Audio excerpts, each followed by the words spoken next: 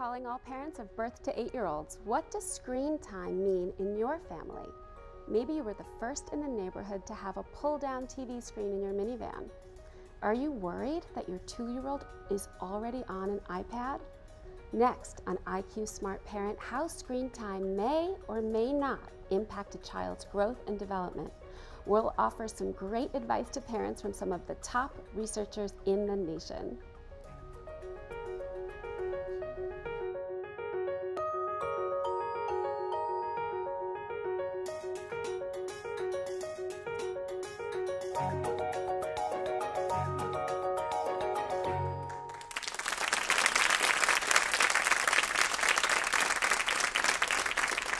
Hi, I'm Angela Santamero.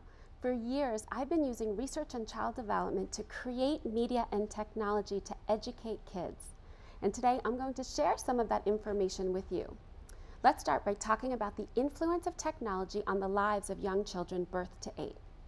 In 2009, an important study by the Kaiser Family Foundation looked deeply at the use of media by today's kids. And one of the findings shows that kids are engaged with media for more than 10 3/4 hours a day. It's a lot. Common Sense Media conducted a similar study for our youngest kids from birth to 8-year-olds, and here are some of their findings. Little kids love digital. Among 0 to 8-year-olds, 1/4 of all screen time is spent on digital devices like computers, video games, smartphones, and tablets. Second, books take a backseat to television. 0 to 8-year-olds spend an average of 1 hour and 40 minutes per day watching TV and DVDs, compared to only 29 minutes reading or being read to. And babies and toddlers spend more than twice as much time with TV and DVDs as they do with books. Third, the digital divide is actually growing. Nearly 3 out of 4 0 to 8-year-olds have a computer at home, but access ranges from 48% among those in low-income neighborhoods to 91% among higher-income families. And fourth, there's a new app gap. Among lower-income children, 27% have a parent with a smartphone, compared to nearly 57% for higher-income children. Clearly, media and technology have become a staple in young kids' daily lives, and they influence those kids in ways that we don't yet fully understand. In many respects, we're conducting the world's biggest experiment on our children in real time. What this Common Sense Media report shows is that balancing kids' exposure with all of the other stuff they need is a big part of what it means to be a parent in the digital age. With me now is Lisa Guernsey, a journalist, mother, and author of the best-selling book, Screen Time. And I have to tell you, this is a must book for us parents and also media educators to wade through all of this research so that we understand what's going on for our kids. So Lisa, tell me how you decided to start to write that book. Oh, thank you, Angela. I started because I had 2 little ones at home, and I was really trying to figure out what in the world was going on. The headlines were telling me that there was something to be worried about, and I had a 1-year-old and a 3-year-old, and there were all sorts of questions about at the very young ages whether TV and video use was maybe being detrimental in some way to them. So I decided to just dive right into the research, find out what's behind the headlines, and talk to as many researchers as I could. And that is so funny to me as a mom, because I definitely feel like I created television for my own kids, so they had something to watch, and you needed to answer this question for your kids. I mean, this is the thing that I tell people about the story of the research I did for this book, where I started really pretty worried and expecting to find that I was being a bad mom, because there were some times when I did, I was just trying to juggle so much at home with both little ones. You mean I couldn't spend 24 hours, 7 days a week? I was not 100% focused on them all the time. There were some times when I had to unload the dishwasher. So I found myself, though, the more that I talked to researchers, I went out to developmental psych labs around the country. I learned a little bit more about cognitive science and social emotional learning in young children. I found myself relaxing a little bit and understanding much more what I could do as a parent and how I could make some good choices and how I could kind of just let some of that fear and worry go. So share with us some of those tips, some of those strategies. Yeah, well, what I found primarily was that, we focus a lot on the amount of time that children are spending with media. And I do think time is important, and that certainly comes through a bit in the research. But what also comes through really loud and clear is that there are 3 C's that we need to be thinking about in addition to time. And that first C is content, that what they're seeing, how videos are designed to be understood by children really matters. The second C, context, is that we should be understanding how children are using media within the routine of their daily lives, how it's affecting their sleep or when they're eating and when they're napping, and how it's situated in that way. And also whether it's background or foreground use, and I know we might get into that a little bit later, but I'm interested in helping to help people understand that there is a difference between media that's made for little kids to understand and media that's just background noise that they really aren't understanding. So the 3 C's, I think, so you're going to go to the third, but it's content, context, and then the third C is your child.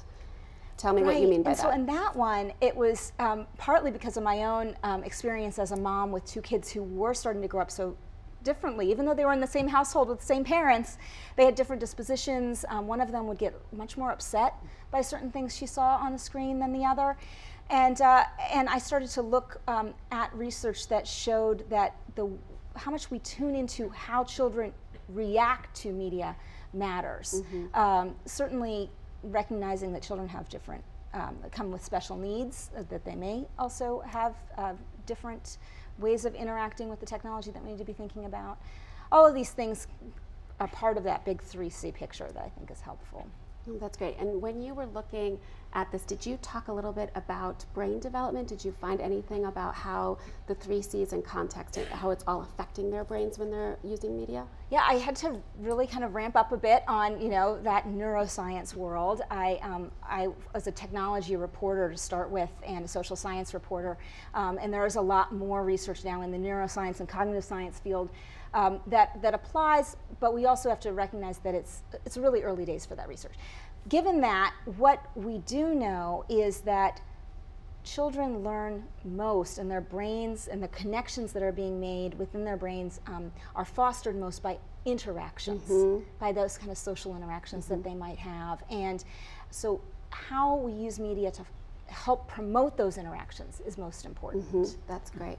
We actually have a prominent child development researcher in the audience today. We're very excited to have Dr. Roberta Schaumburg here. And I've met her through the Fred Rogers Company, and we've been working together to create Daniel Tiger's Neighborhood to be as great as it is, or we hope. Can you tell us a little bit about child development and even how 6 months of age could make a difference in the way that their brain is processing all of this media? Sure. Hi, Angela. I think we have to remember that in these early years, everything happens so fast. If we just look at their physical development, we can see how quickly they grow. And I like to think of the age between 2 and 3 as really a time when things change. Those parents, I'm sure, know that language just erupts during that period, and children learn words every day, it seems. And there's some evidence to suggest that they can learn language from screen activities, but the research is also very clear that it's best if they're learning language in the context of relationships, as you said, Lisa. And so those interactions with the adult are really very important. One of the things I've noticed, though, is that the smartphones and the iPads have really change things. And if we think about what a 2 or 3-year-old is like, they love buttons, and so they're always pressing buttons. They want to turn lights on and off, switches on and off. They want to make things happen. So it's very interesting for them, and they're very curious about it, and so they really are enthralled with these with these materials. And I think in some ways they've become the new busy box or the CNC of this generation. Thank you. So when we think about all of this and what's happening, can you shed some light on why certain programs like a Thomas the Tank Engine might actually help a child on the autism spectrum, or why a program like SpongeBob that is so fast that even though it wasn't made for preschoolers, a lot of preschoolers are watching it? The features on the screen really matter. And this is something that was just a big aha for me as a parent. I was like, wait, I actually really need to kind of watch how that character appears on the screen. What are the facial expressions that are shown? So with Thomas, the Tank Engine, for example, I heard a lot of anecdotal reports from parents that I interviewed who had children on the autistic spectrum who said their kids really clued into those facial expressions and were trying to figure them out. And it was the exaggerated nature of them was helpful to their children. With something like a SpongeBob, for instance, it's the activity on the screen is pretty frenetic, or it may not make all that much sense to say a 3 or 4 year old. To be quite honest, SpongeBob was not designed to be understood by little kids. It's designed to be funny and for kind of, you know, preteens and older, although a lot of young kids are watching it. But those kinds of features, because they weren't designed for little kids, are probably going over their head, or they're working really hard to figure them out. And that could cause them to then not really learn all that much from what's happening on the screen. Right. And what we want to dive into a little bit more later too is whether or not it's just frivolous media, or could it do some damage? And that's what we have to worry about, right? Is whether or not any of this could actually do some damage to our kids. So you'll stay and we'll keep talking. Yes. But the takeaway from this segment, as I see it, is that we have to be choosy as parents. It's, you know, what that commercial for peanut butter said, that we really need to be choosy, and that leads me to my first clue, which is feeding your child's brain is as important as feeding their bodies. So please be choosy. Now, despite being surrounded by media, doctors have continued to stand firm that parents should avoid television viewing for children under 2. And on past IQ Smart Parent shows, we've talked about how parents should discuss their child's media diet with their pediatrician or family doctor. Dr. Debbie Gilboa, a family physician, spoke with some parents of young children about their Tots and technology. Let's take a look. I think it's really interesting to be together with a group of parents who have kids, some 5 and 7, but a lot of them really young, right? 17-month-old, we got somebody who's almost 3, 4 years old, because I think that even 10 years ago, we would have never considered talking about media use and kids this age. My little guy gravitates towards cell phones, iPads, mouses. Well, when he sees computers, he's on it. And I don't want him to spend hours up on end playing games and on the internet. I want them to do other stuff. I think they're not learning to self-play, not learning to use their own imagination, to sit down and play with their trucks or their blocks and build something on their own. They're used to having it done for them, literally, and then tear it down with a press of a button or whatever. So I worry about their lack of imagination. My daughter's only 17 months, so we've just started to enter into that world a little bit, and she has really limited use right now. We have an iPad, and I've downloaded, I think, maybe 3 sort of games for her, and they all have this educational purpose for her. You know, something that she can learn about. Oh, there's a cow. I can click on the cow says moo, which is great, but I'm sort of learning how to sort of draw those lines and say, okay, you know, we've had enough iPad time today, and, you know, let's transition to some building blocks. My 4-year-old daughter, Julia, she has not really been taken to phonics and learning phonics, but I find that she loves all the phonics songs because she likes singing and dancing. And so it might not be iPad, but you can put them on a computer like YouTube. And then the issue becomes, you know, what are they watching on YouTube? They're just freely clicking around while you're not there.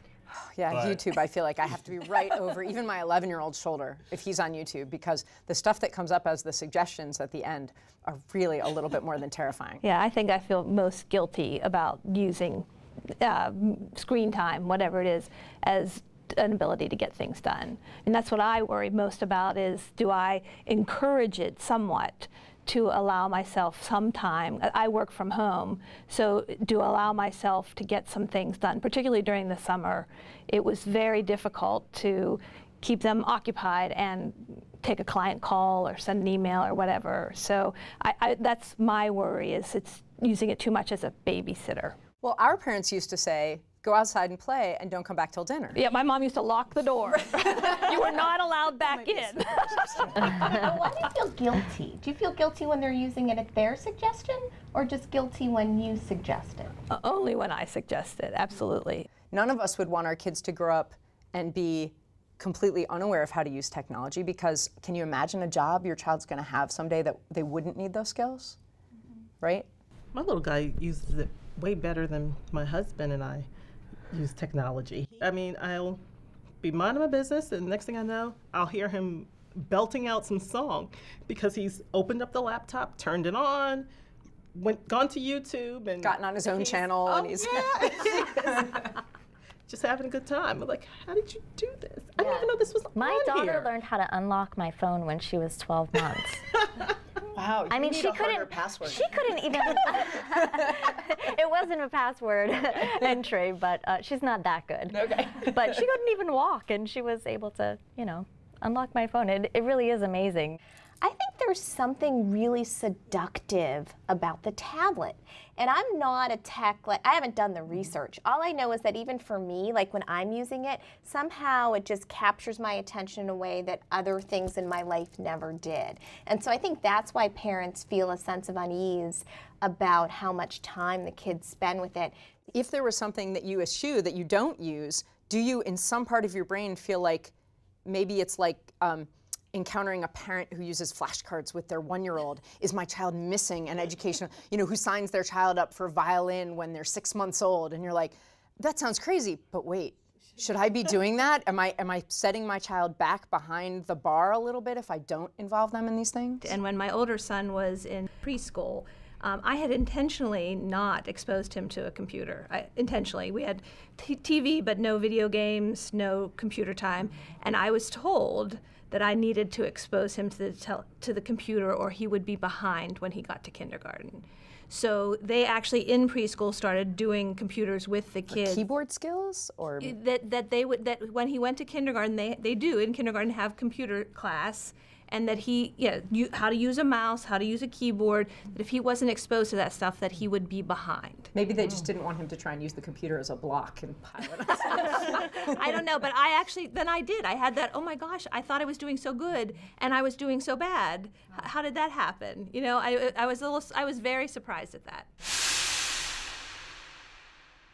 It's an interesting question. Are we setting our preschoolers up to fail kindergarten computer class if we don't in some way involve them in technology intentionally when they're younger? I'm really pleased to be able to talk more with parents tonight here in our audience about their experiences with technology and kids. And I'm wondering if any of the audience members around me have experienced this situation where they've thought, oh, well, maybe technology is bad, but what if they get behind? Has anybody experienced that? Have you had that experience? Can you come here and tell us about that? So my daughter is 2.5, and I'm not very technologically savvy myself. I don't have an iPad. I have a touch screen phone, but that's about it.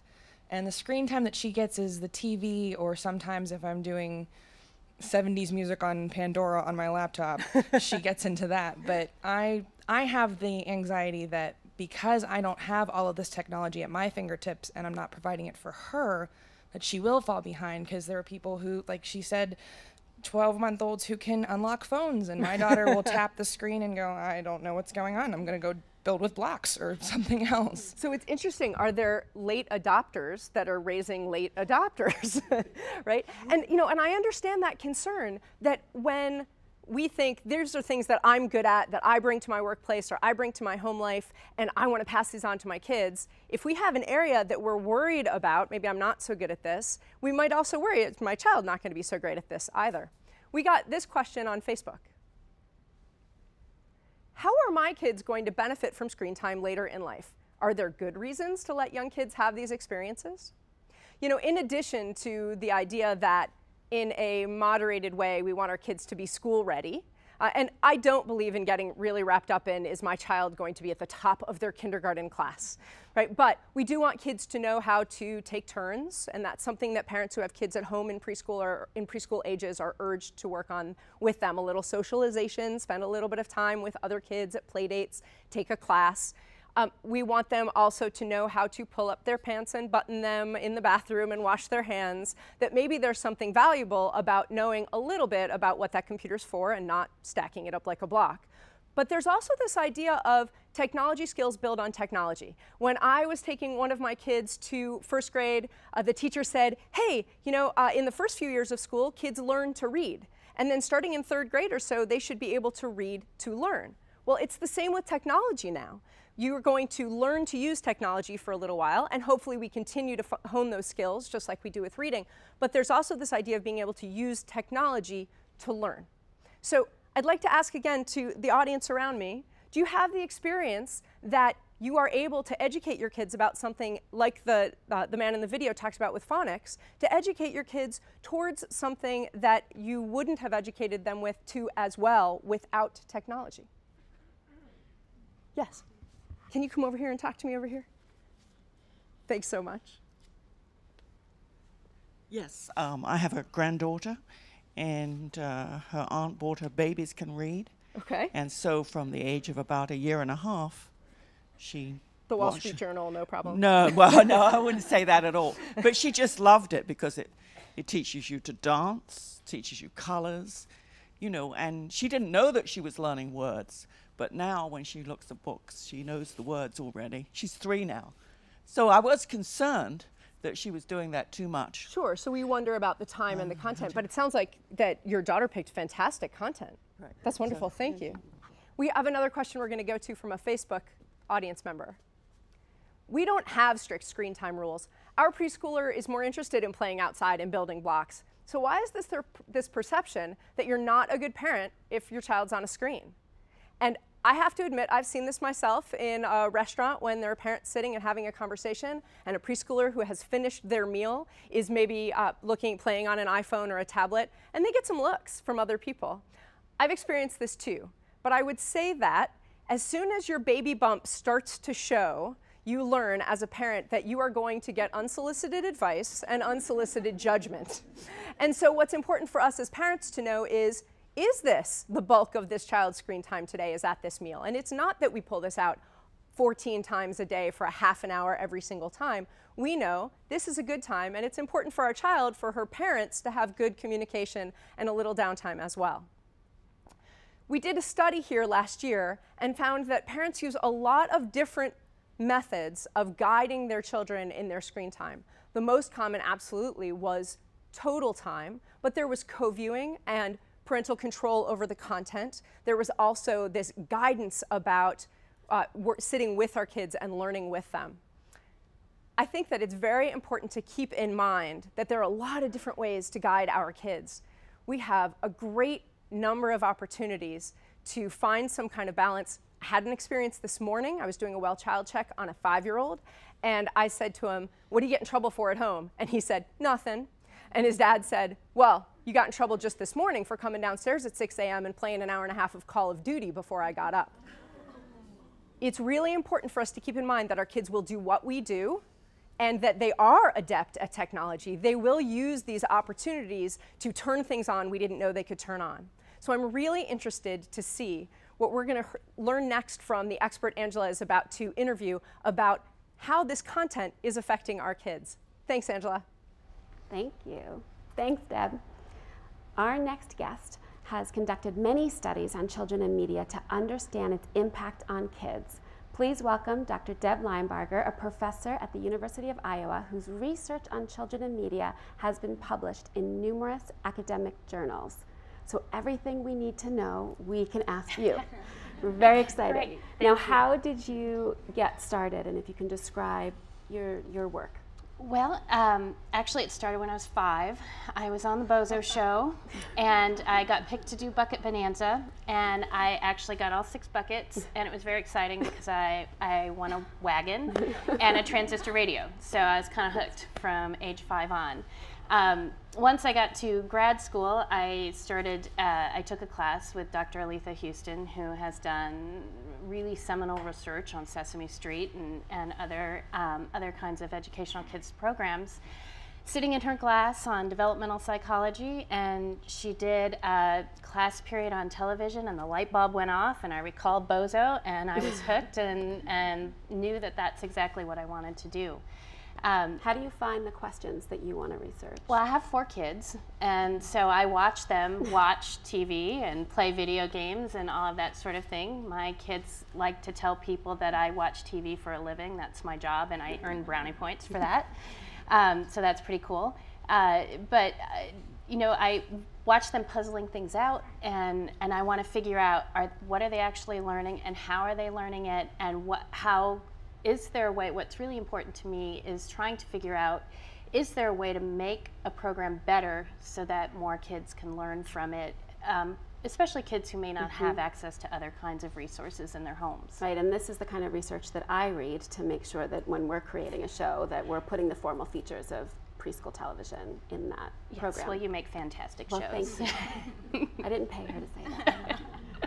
Lisa, what were you? Yeah, well, I was just thinking as you were talking about your children and watching them, how much that mattered to me as well, because you can't exactly ask a 1-year-old, what did you understand about that video?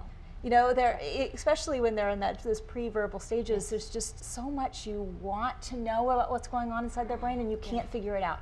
But the more that you watch, you start seeing little things that you just are like, how do they figure that out? And I'm so thankful for research like Deb's that really working in a very sound methodological research-based way to examine what we know and what we don't.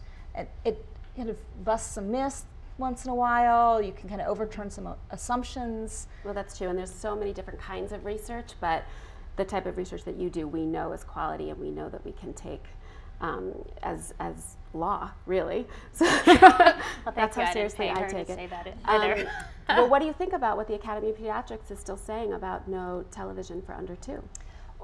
Certainly, you know, erring on the side of caution, because this area of research is relatively new. So the first infant-directed product came out in 1997. And it really, which was Baby Einstein, and it exploded. The market exploded, and you started having multiple versions of Baby Einstein and Teletubbies and other programs like that. And there was no research.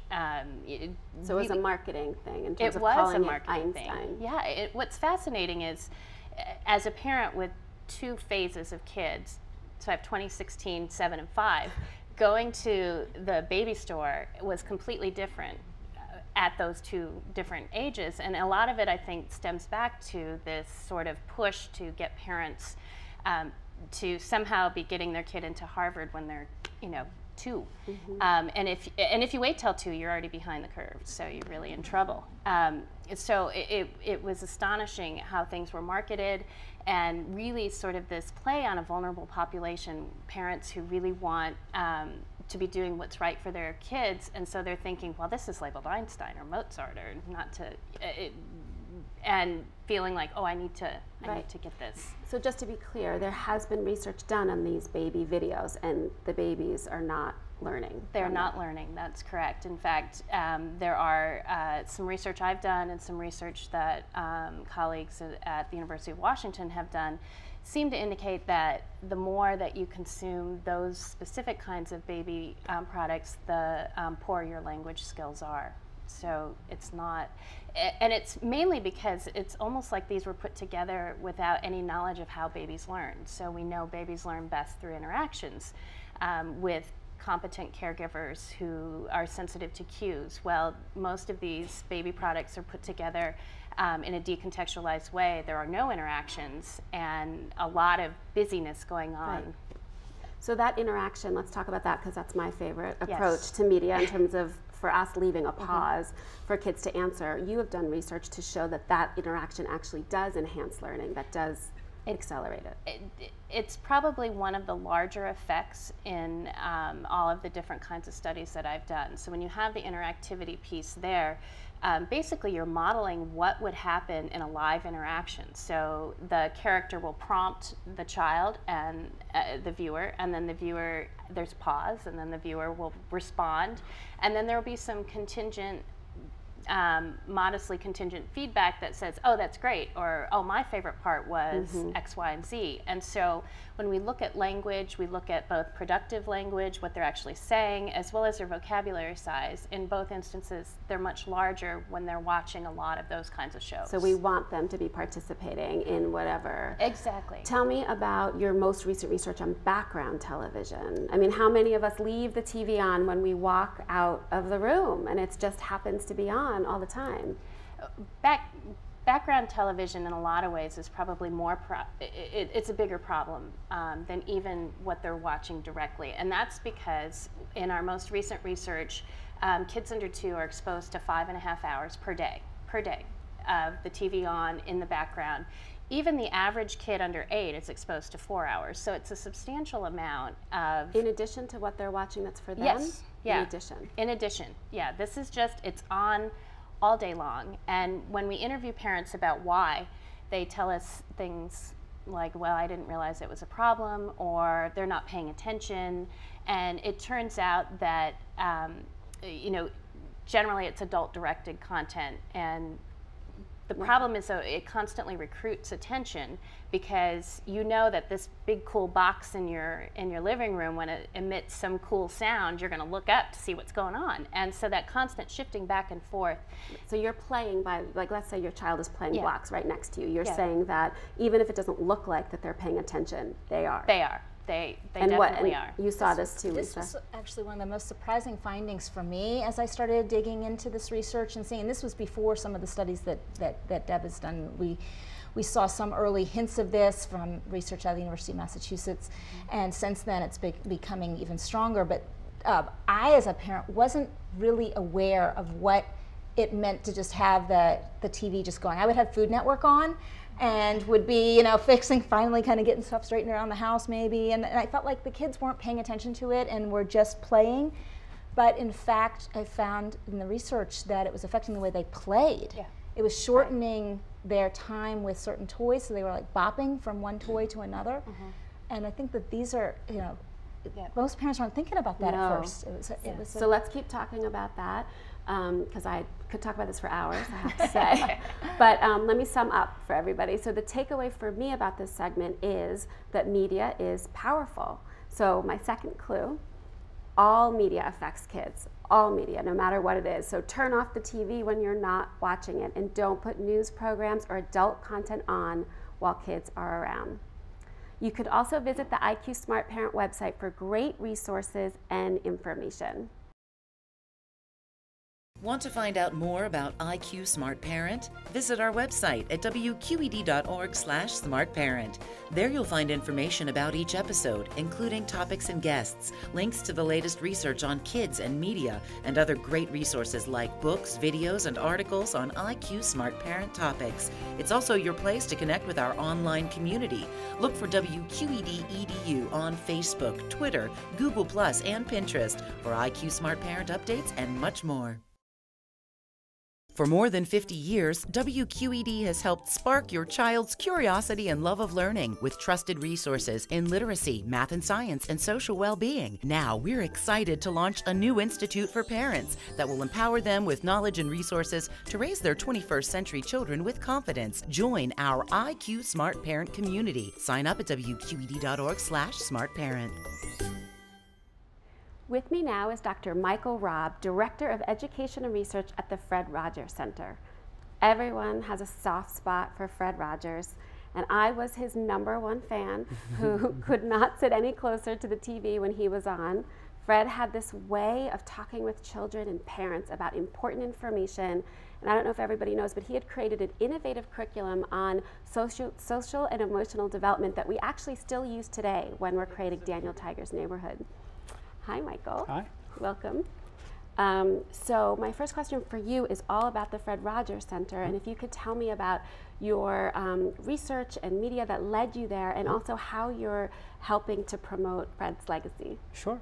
Well, I started off doing educational outreach for a public television station, and we were trying to show teachers and parents how to use shows like Sesame Street and Between the Lions and other educational shows in ways that help support children's learning. And one of the things that I noticed as I was doing this was that there was a lot of positive potential, and kids had the opportunity to get a lot out of this stuff, but that there were a lot of times when media really wasn't being used particularly well. But I was very interested in the learning potential. So, I went to graduate school and I started doing research, and I did some of that research about baby DVDs and the impact on language development, and some research on ebooks and how reading ebooks can affect early literacy.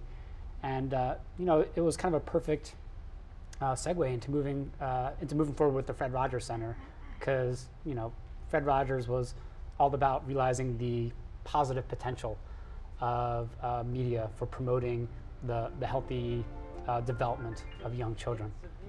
And it's great. When you at the Fred Rogers Center, one of the things that we really try to do to move his legacy forward is to bring together a lot of people from a lot of different areas to talk about what's good for kids. So researchers and educators and parents and teachers, sometimes they don't all talk to each other, and so we try to help build those bridges so they talk to each other. So app developers have more of a chance to develop something that's more in line with what is appropriate for children, and parents and teachers have a little better idea of how to use it. So they can hear right from the researchers in terms of what those formal features are, and then create better apps. Yeah, I mean, that certainly is a goal, to get that conversation going.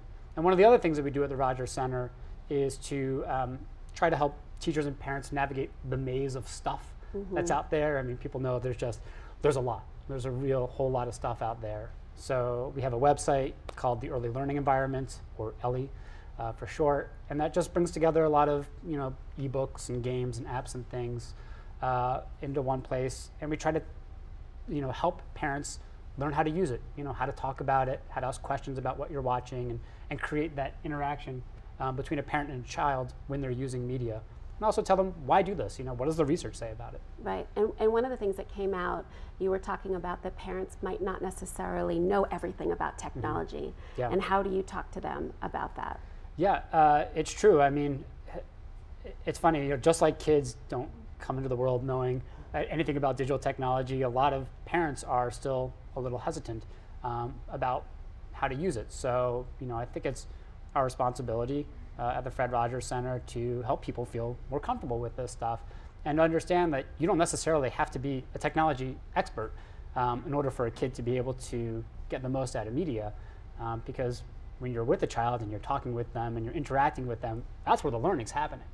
So, And you see that as well, right, Deb, in terms of that? Definitely. And the little kids, they know better than we do how to manipulate and get around in all the apps and play. And as we get older, we get a little more set in our ways. But just the experience of sitting alongside is really important, and setting up those routines about ways to use media in effective and helping them develop good habits. And the study we did here at IQ Smart Parents said that actually parents are around their kids using technology 75% of the time, which is a huge percentage in terms of thinking about what that means for co-viewing opportunities. So are there different ways you can co-view with your child that would actually be better? Yes, we're talking about co-viewing. We're talking about that time that you have to actually sit down and either watch a program or use an app or your iPhone or something with a child. And there's a whole spectrum of behaviors of co-viewing, from just kind of sitting down next to your child to engaging in a lot of kind of back and forth. So, there's research that shows that kind of more active co-viewing can help children learn the content of what they're watching a little bit better. And a lot of the behaviors that parents engage in when they're co-viewing are very similar to kind of book behaviors. So, it's an opportunity to get close with a child and to point at something on screen so that you're both looking at the same thing, to label whatever it is that you're looking at. Take an opportunity to relate what they're seeing to something in that child's own life. So when you engage in those kinds of behaviors, you're really amplifying that experience. Well, that's with television. There's not a lot of research about co-use with technology. But you know, for example, in some of the research that I've done on ebooks, we found that children who had parents who were using ebooks with them did better than children who were using ebooks by themselves. And the message really was that the parents matter. I love that. I don't think Yeah. we can hear that enough, that parents matter. One of the things I heard about babies is that their very first interactivity really is just your face, and that they just want to be pressing, and like there's so many things that you can get from that. touch screen for the right? baby, That's the right? first touch screen. That's great. I want to keep going. We have a question from somebody in the audience. Hi. Yes, hi. Thank you so much. This is a great topic. I'm the CEO of Pace School, and we work with kids with autism and emotional disturbance, and very often our kids are very impulsive. Is there any research or background showing that the interactive use of technology, we use a lot of iPad technology, is better or worse than maybe consuming screen time? Well, it's a really great question, because this is not just for those who have children with special needs. A lot of people are wondering whether interactive media is going to be better than watching a linear video. And there is a study that that I refer to a lot out of Georgetown that looked at the difference between an interactive media experience, a linear video media experience, and then watching something through a window, actually watching a live action episode, or it wasn't an episode, it was a depiction of a hide-and-seek game. And what the researchers found with children at 30 months of age and 36 months of age, about 3 years old or so, 2.5, 3 years old, is that the interactive video experience and the live action experience both enabled children to learn something. They were able to transfer something from that experience. But the more linear video experience was harder for kids at that age. And so there's a lot more work to do there, but it's a hint, I think, of what's to come with interactivity. You know, I wanted to ask you though, are you seeing a difference when you're using that iPad in your classroom? Yes, we really do see a difference, and especially with kids who are very impulsive, the idea of sitting and passively watching something is very difficult for them. But if you put something in their hands and give them an activity to do with that, they really attend much better. That's great, thank you. I think that interactivity, obviously that participation is so important, but we have to remember in terms of the content that the interactivity on the through line, right? So if you're literally asking kids to interact with the pieces of education that you want them to take away. Have you seen that in terms of a difference? Yeah, definitely.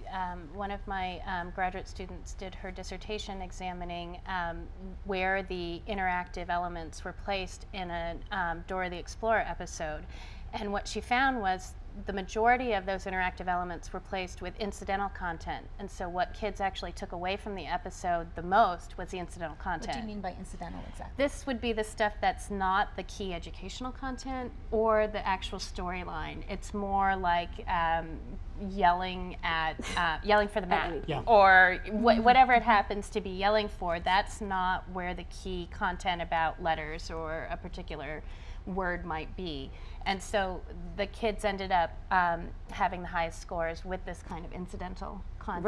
Versus learning the educational content. And we had worked with Dr. Dan Anderson when we were developing Blue's Clues, and that was a really specific thing in terms of understanding the way in which we're asking kids to participate versus just yelling at the screen to yell at the screen. Well, I think the point made by the audience member is really important. There's so much, in terms of engaging them, you have the physicality and the sort of sensory elements of pressing a button and sort of the visual aspects. So in learning theory, the more senses that you engage, the more you're going to remember that content and take away from that content. And so I think that's why interactivity is so important. And if you're pairing it with the wrong kinds of content, you're not really going to have them learning in the best way that they can. Right. I was just going to say, and I think that's another really important reason why developers need to be in contact, with people who know child development, people who understand the education of children, because if they did, they would know that just pressing a lot of buttons just because it's cool and it's neat doesn't necessarily get you where you want to go in terms of what you want that child to take away from the experience. And interactivity doesn't always equal education. That's right. So, and that's just something always to look at as well. I think we have another audience question. Hi. I'm just wondering how the lifestyle of the parents have changed since pre-technology, that they feel the need to give their kids so much technology.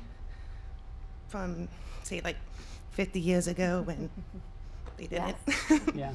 Do you think that the kids have changed because of all this technology? Certainly, I think the sort of pervasiveness of technology in all aspects of life have really sort of shifted the way that parents view. In addition to the point I made earlier about particularly with the younger age group, the introduction of these sort of baby enhancing products and really sort of marketing to parents saying, if you're not doing these things, then your kids are behind. We did a study in 2002, which is, light years ago, and we asked parents what their attitudes were about various media, and we identified these 4 profiles. So we had those who were sort of cautiously optimistic that technology would be great. We had the early adopters, and then we had the people who said, I don't feel comfortable with it, and I would like my kids to do it, but I just don't know enough about it. And then we had those who said, absolutely not, we don't like media at all. And those related to the kids' media use patterns and their beliefs and perceptions about different forms of technology, saying something like, TV is for lazy kids, or, when several children said, or computers are for learning. And that's because the parents were saying that? Yeah, and the attitudes in the home. You have this whole sort of family milieu about the way technology works, and they're seeing those things modeled, and if the parent feels uncomfortable, we need to work on that.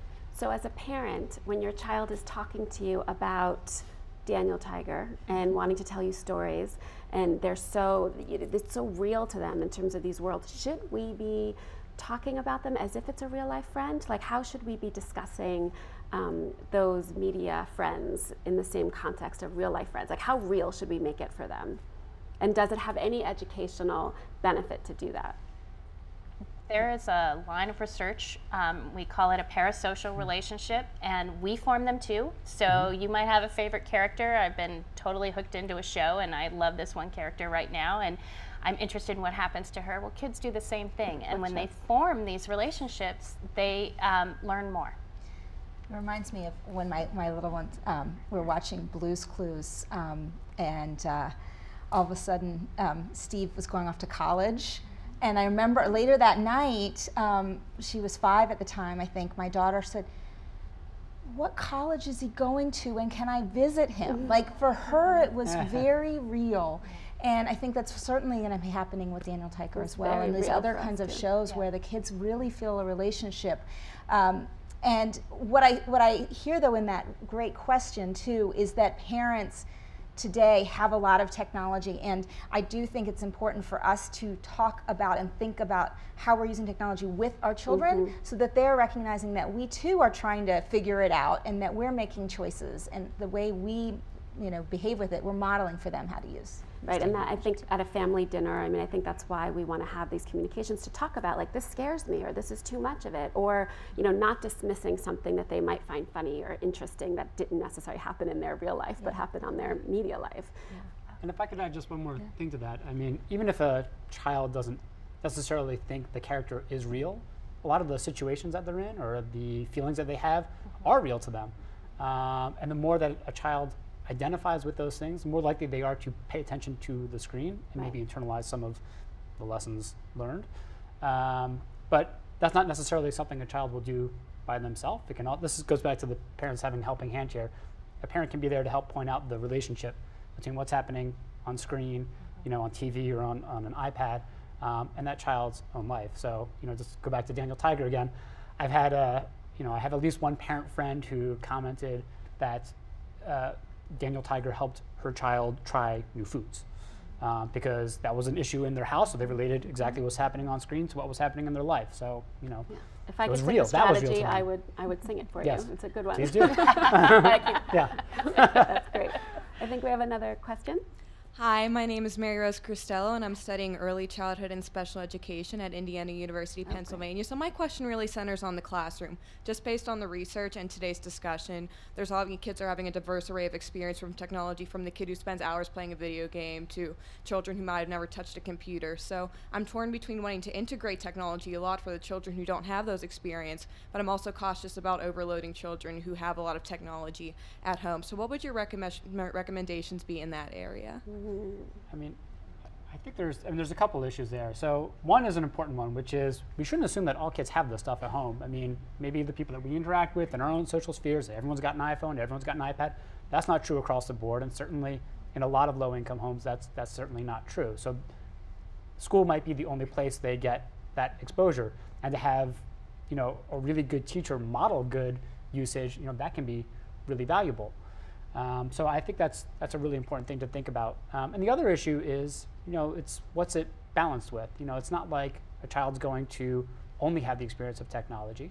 You know, there's also block play, there's also dramatic play, and if you're using technology really well, it's being used transparently almost. It kind of integrates, you know, the technology is not the focus itself, it's the vehicle to learn something in literacy or social emotional development or something like that. If I could piggyback on that a little bit, you also help them figure out which technology is appropriate for what kinds of content. So if you want to speak with a scientist in the rainforest, then you can Skype and actually talk to that scientist, or you can watch a video of that. So you begin to see what purposes and uses different kinds of technology have, and again, sort of developing those good habits around using technology. That's great. If we were to drill down a little bit, I get asked all the time on Twitter, what should my child watch? What should my child play with? Like, if you could drill down on some of your favorite television shows or favorite apps that you think are actually doing a good job. I guess based on all your research, you can tell us, and based on your experiences, if there's. I could just offer a couple of them based on just watching my own children who have, you know, very different interests. I mean, I think that's one of the things we have to keep remembering is how different kids are. But my older one really loves science and found on Brain Pop and some Brain Pop apps that there were lots of different ways she could interact with new content around some of her science interests. Great. And then there are certainly through Electric Company and other you know, PBS Fetch and other shows like that, she's been able to kind of really, it's been fostering that science interest for her. So.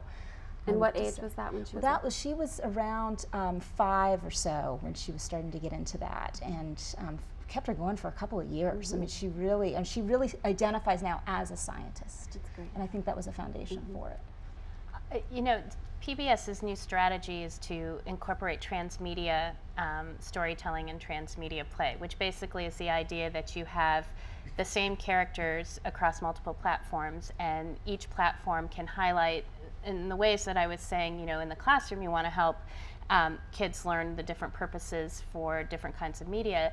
This transmedia idea is the same sort of thing. So you can watch them on the TV, and then you can actually become them and play them in a particular kind of app situation. Extending the learning. Yeah, it definitely is. And the research is just beginning to come out that this is actually along those lines of more engaging, and kids are learning more. We did a study with Between the Lions where the kids who watched it and then played in the classroom with Between the Lions manipulatives actually learned more than those who watched it and played with the same materials, they just didn't have the characters' faces on them.